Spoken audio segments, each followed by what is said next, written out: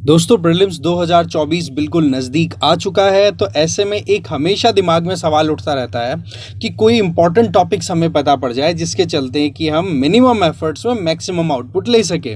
तो आप देखोगे यहाँ पर कि पॉलिटी के बेस पे हम नोटिस करते हैं ना, तो पिछले 5 सालों में मिनिमम 15 और मैक्सिमम 19 क्वेश्चंस आपको पॉलिटी के बेसिक पे मिल जाएंगे। अब उसमें दो इम्पॉर्टेंट पार्ट्स हैं, एक तो स्टैटिक और एक करंट अफेयर्स। बट मोटी बात की जाए तो ज़्यादातर जो क्वेश्चंस हैं आपके पॉलिटी के वो स्टैटिक पोर्शन से आते हैं। अब यहाँ पर हमारे पास में सोर्सेज तो बहुत सारे हैं, बट इस वीडियो को जब आप एंड तक देखोगे ना, तो आपको मोर और लेस 10 के लगभग ऐसे पॉइंट्स मिल जाएंगे जिनको आपको बहुत ही ज़्यादा स्ट्रॉन्ग करके जाना ही है, क्योंकि ये 10 टॉपिक्स ऐसे होंगे जिन पे बेस्ड प्रीवियसली अच्छे से पूरा एनालिसिस किया गया है कि कैसे कैसे क्वेश्चंस आ सकते हैं और इन 10 टॉपिक को छोड़ने में हमें कितना नुकसान हो सकता है, ये आपको इवैल्यूएट करने में आसानी होगी। साथ ही साथ ये उन लोगों के लिए ज़्यादा हेल्पफुल है जो लोग आप कह सकते हो कि पिछले कुछ समय से ही एक्टिव हुए हैं अपनी प्रिपरेशन में, कारण कि हो सकता है कि वो तैयारी में शुरू से नहीं जुट पाए या फिर कहते हैं ना जॉब के साथ में अपनी प्रिपरेशन कर रहे हैं, तो उनके लिए ये अपने आप में बहुत ज़्यादा इंपॉर्टेंट पॉइंट बन जाता है। तो देखो, सबसे पहली चीज़ तो ये कि हमारे पास में एनसीईआरटी की ये दोनों बुक्स अवेलेबल डेफिनेटली होंगी, ये मैं प्रिज्यूम कर रहा हूँ। और दूसरा हमारे पास में रेफरेंस बुक होगी, हो सकती है कोई भी XYZ, या फिर कोई भी आपके पास में खुद के बनाए हुए नोट्स हैं, दैट्स ओके, या फिर किसी से नोट्स अरेंज किए हैं, या फिर आप हमारी खुद की जो यूपीएससी के लिए आप कह सकते हो पॉलिटी के लिए जो कंटेंट दिया हुआ वो अवेलेबल है, तो उनसे आप इजीली स्टैटिक पोर्शन को कवर कर पाओगे। तो इसमें हम ज़्यादा बात ना करते हुए सीधी बात करें तो देखो, एनसीईआरटी की जो दोनों किताबें, इंडियन कॉन्स्टिट्यूशन एट वर्क और आपका ये जो दूसरी बुक है दैट इज़ पॉलिटिकल थ्योरी, इनको हमें अच्छे से रिवाइज करना है ही। इनको मैं 2 टॉपिक के तौर पे कंसिडर कर रहा हूँ, राइट, क्योंकि ये बुक्स ज़्यादा मोटी नहीं है, बट इनके बेसिक्स को जब आप क्लियर कर लोगे ना, तो आप देखोगे कि पॉलिटी के बहुत सारे क्वेश्चंस एकदम अप्रोच में आ जाते हैं। जैसे कि यहाँ पर आप देखो कि किस तरीके से इन बेसिक क्वेश्चंस को अगर आपको सॉल्व करना है तो ये दोनों बुक्स ही आपकी हेल्प कर जाएंगी। अब इन बुक्स में ज़्यादा एक्सट्रीमली इंपॉर्टेंट टॉपिक्स कौन से हैं उनकी बात करें तो देखो, आपका इंडियन कॉन्स्टिट्यूशन एट वर्क है, उसमें कॉन्स्टिट्यूशन वाई एंड हाउ, उससे सीधे क्वेश्चन आते हैं, बिल्कुल बेसिक। सबसे इंपॉर्टेंट चीज़ क्या है कि ये किताबें आपका बेसिक क्लियर करने में हेल्प करती हैं, तो ये बहुत इंपॉर्टेंट है। दूसरा, जो इंडियन कॉन्स्टिट्यूशन में राइट्स दिए हुए हैं उनको इलेबोरेटली समझाया हुआ है, और साथ ही साथ इलेक्शन और रिप्रेजेंटेशन। इस साल आपको पता है इलेक्शन बहुत ज़्यादा इंपॉर्टेंट है, क्योंकि 2024 में अभी लोकसभा के इलेक्शन चल ही रहे हैं ना, तो ऐसे में ये और ज़्यादा इंपॉर्टेंट हो जाते हैं।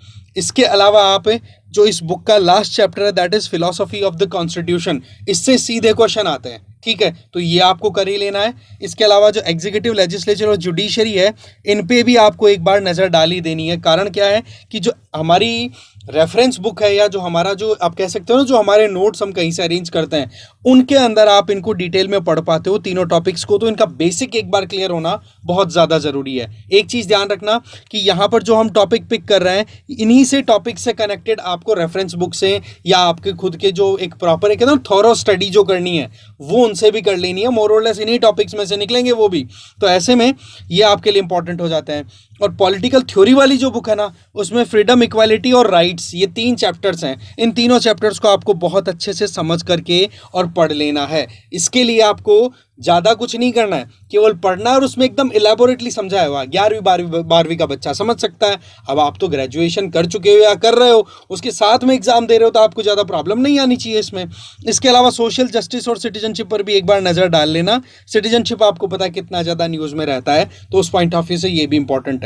तो एक चीज़ ध्यान रखें कि यहाँ पर जो रेड इंक से लिखे हुए जो टॉपिक्स हैं उनको तो हमें बिल्कुल भी नहीं छोड़ना है, गांठ बांध लेना भाई इस बात के, ठीक है।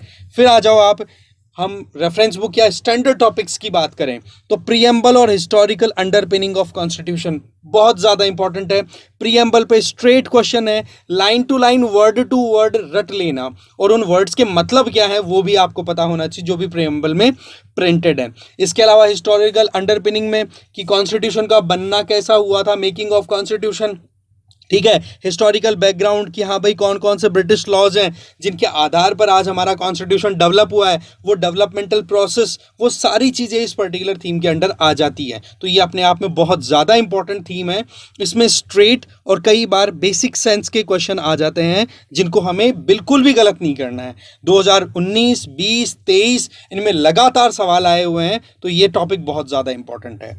फिर आ जाइए फंडामेंटल राइट्स। इसमें तो आपको कोई डाउट ही नहीं होना चाहिए। एक तो आपका इंडियन कॉन्स्टिट्यूशन एट वर्क से क्लियर हो जाएगा, फिर आप जो भी आप रेफरेंस बुक, जो भी कंटेंट से आप पढ़ रहे हो, उसमें से फंडामेंटल राइट्स को डिटेल में पढ़ लेना है, क्योंकि हर साल क्वेश्चन है, आप इसको बिल्कुल अवॉइड नहीं कर सकते। फंडामेंटल ड्यूटीज ज़्यादा बड़ा चैप्टर नहीं है, बट पोटेंशियल रखता है, इसमें से क्वेश्चन आ जाते हैं, तो ऐसे में इसको पढ़ लेना है। और डीपीएसपी और फंडामेंटल राइट्स तो मोर और लेस इक्वल वेटेज वाले हैं दोनों टॉपिक्स, राइट। फंडामेंटल राइट्स में पिछले सालों में जो क्वेश्चन आए हैं, वो बेयर कॉन्स्टिट्यूशन अगर उठाओगे ना, तो उसमें आर्टिकल 14, 16, 19, 21, 23 से 23, 29 इनकी बात कर लो, 29, 30 इनकी बात कर लो, इनसे आपको अच्छे खासे क्वेश्चंस मिल जाएंगे। अभी यहाँ पर आप क्वेश्चंस देखो, राइट टू प्रॉपर्टी को लेकर के क्वेश्चन है, राइट। इसके अलावा आप यहाँ पर देख सकते हो कि सेपरेशन ऑफ पावर का जो प्रोविजन आपको डीपीएस में मिल जाएगा, आर्टिकल 14 पे स्ट्रेट क्वेश्चन है। हाँ, ये बात ठीक है, कंटेक्स्ट कहीं ना कहीं प्रेजेंट वाला लेकर के चलेंगे, तो स्टैटिक पोर्शन अगर आपका स्ट्रांग रहेगा ना, तो करंट वाली चीज़ों को लिंक करने में प्रॉब्लम कम आती है। ये टॉपिक्स बहुत ज़्यादा इंपॉर्टेंट है, ध्यान रख लेना। रिट्स की बात करो, आर्टिकल 32, वो भी हमारे लिए बहुत ज़्यादा इंपॉर्टेंट हो जाती है, उनसे भी सीधे क्वेश्चन आए हुए हैं। तो ये तीनों टॉपिक्स हैं, इन तीनों टॉपिक्स को बिल्कुल भी हल्के में मत लेना। मैं बार बार बोल रहा हूँ, क्योंकि ये अपने आप में बहुत ज़्यादा इंपॉर्टेंट है। इनके बिना एक तरीके से पॉलिटी की प्रिपरेशन मान के चलो बहुत कमज़ोर है, ठीक है ना। फिर आ जाओ नेक्स्ट, कॉन्स्टिट्यूशन में अभी तक के जो अमेंडमेंट्स हैं, उन अमेंडमेंट्स को अच्छे से समझ लेना। कहते हैं ना कि एक तो आप टॉप डाउन अप्रोच, एक अपराइट अप्रोच, दोनों अप्रोचेज से अच्छे से पढ़ाई कर लेनी है। कारण क्या है कि लिस्ट आपके सामने है अमेंडमेंट्स की, पर उसमें ये नहीं कि फर्स्ट अमेंडमेंट में क्या हुआ, सेकंड में क्या हुआ, थर्ड में क्या हुआ। इसका रिवर्स भी कि ये अमेंडमेंट किस टाइम, ये जो चेंजेस लाए गए ये कब लाए गए। और सबसे इंपॉर्टेंट चीज़, आप जब पढ़ाई करो तो उस टाइम पर एक बेसिक क्लैरिटी दिमाग में हमेशा रखनी चाहिए कि इस पर्टिकुलर पॉइंट के ऊपर क्या समझना है हमें। क्योंकि आप जब PYQ लगाते हो ना, तो ये आपको ज़रूर एक इंसाइट मिलती है कि एक टॉपिक को केवल रटना नहीं है, उस टॉपिक की थीम को समझना है। तो ये हो गया बेसिक स्ट्रक्चर, इसमें से कई बार क्वेश्चन आता रहता है।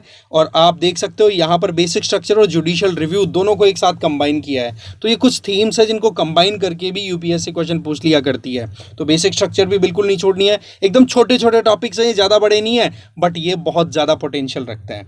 फिर आ जाओ लेजिस्लेचर के क्वेश्चन आपको हर बार मिलेंगे, जिनमें चाहे कमिटीज़ हो, चाहे लोकसभा की या राज्यसभा की फंक्शनिंग की बात कर लो, कॉन्स्टिट्यूशन को अमेंड करने से संबंधित कोई प्रोविजन की बात कर लो, फाइनेंस बिल, मनी बिल्स के प्रोविजंस की बात कर लो। तो ये टॉपिक नो डाउट थोड़ा सा ब्रॉड है, बट बहुत ज़्यादा इंपॉर्टेंट है। इसमें से क्वेश्चन आपको ज़रूर मिलेगा, इसमें कोई डाउट वाली चीज़ ही नहीं है, तो इसको बिल्कुल भी नहीं छोड़ देना है, ठीक है।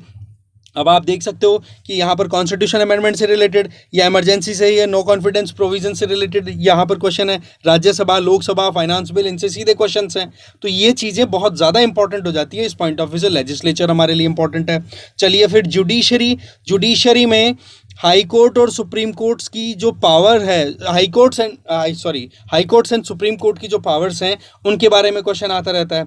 साथ ही साथ आप देख सकते हो कि सिटीजनशिप भी आपके लिए अब की बार इंपॉर्टेंट हो जाती है, ये भी ध्यान रख लेना है, ठीक है। सिटीजनशिप नो डाउट एक बार थोड़ा रीडिंग के लिए मैंने बोला है आपको NCERT से, बट यहाँ पर इस सिटीजनशिप को थोड़ा सा मैं इसलिए एम्फेसाइज कर रहा हूँ, कारण क्या है कि आपको पता ही है कि अभी सिटीजनशिप अमेंडमेंट एक्ट जब से आया है, तब से लेकर के बहुत सारी बातें उठी हैं।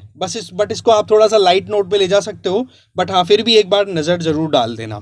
बाकी यहाँ पर जुडिशरी में आप देख सकते हो लॉयर से रिलेटेड, जुडिशरी के काम करने के तरीके से रिलेटेड इंपॉर्टेंट आर्टिकल्स। एक चीज़ ध्यान रखनी है कि ये जो टॉपिक्स मैंने बताए हैं, इन टॉपिक्स से रिलेटेड जो आर्टिकल्स हैं ना हमारे कॉन्स्टिट्यूशन में, जो आपकी रेफरेंस बुक में या फिर जो भी आपके पास नोट्स अवेलेबल हैं, उनमें ज़रूर मैंशन होंगे। उन आर्टिकल्स को ज़रूर रट लेना, क्योंकि उनसे सीधे क्वेश्चन आते हैं। फिर आ जाओ इलेक्शन कमीशन। तो भाई इलेक्शन कमीशन को तो आप बिल्कुल बिल्कुल भी नहीं भूलोगे, क्योंकि इलेक्शन कमीशन ऑफ इंडिया के ऊपर बहुत सारे सवाल उठाए गए हैं और अब की बार तो इलेक्शन भी हो ही रहे ना, तो ऐसे में इसको हम बिल्कुल भी इग्नोर नहीं करेंगे। तो इलेक्शन कमीशन के लिए सबसे इंपॉर्टेंट चीज़ कि 2024 के इलेक्शन चल रहे हैं और बहुत सारी चीज़ें उठापटक डिलिमिटेशन का ये सारे प्रोविजंस हैं, ये इसके अंडर आ जाते हैं।